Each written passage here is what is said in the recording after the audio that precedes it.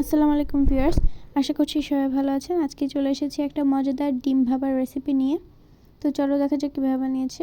ফার্স্টে এখানে নিয়েছি একটা কাপের মধ্যে ডিম, তার মধ্যে দিয়ে দিয়েছে ধনেপাতা কুচি, পেঁয়াজ কুচি, টমেটো কুচি এবং মরিচ কুচি দিয়ে এটাকে ভালোভাবে সিদ্ধ করে নিতে হবে।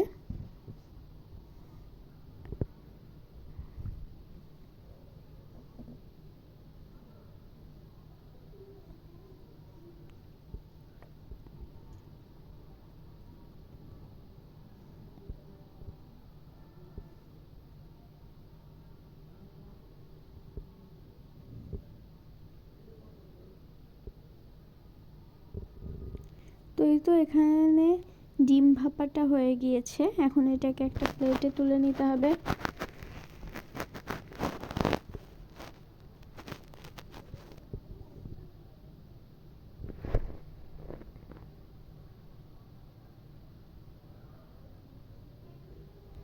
তো এটা হয়ে গিয়েছে।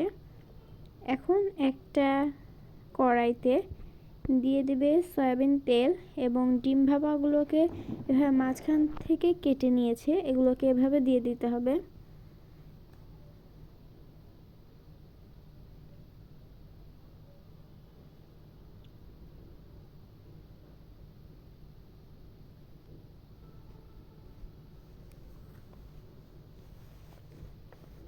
কিছুক্ষণ ভেজে এটাকে তুলে নিয়ে এর মধ্যে দিয়ে দেবে জিরা বাটা, পেঁয়াজ বাটা এবং রসুন বাটা।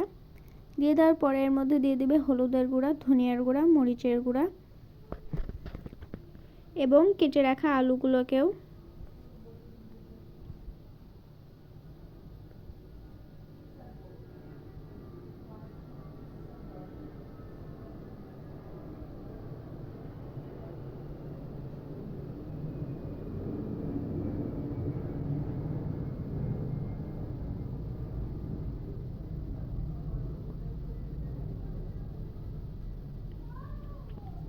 তো এখন এর মধ্যে দিয়ে দিবে পরিমাণ মতো পানি।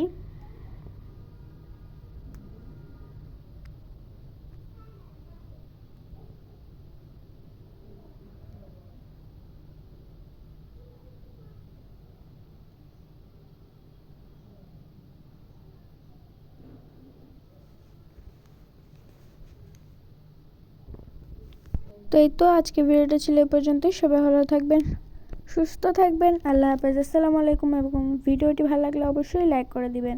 আর এই মজাদার রেসিপিটা আপনারা বাসায় ট্রাই করবেন এবং কমেন্ট করে জানাবেন কেমন হয়েছিল খেতে।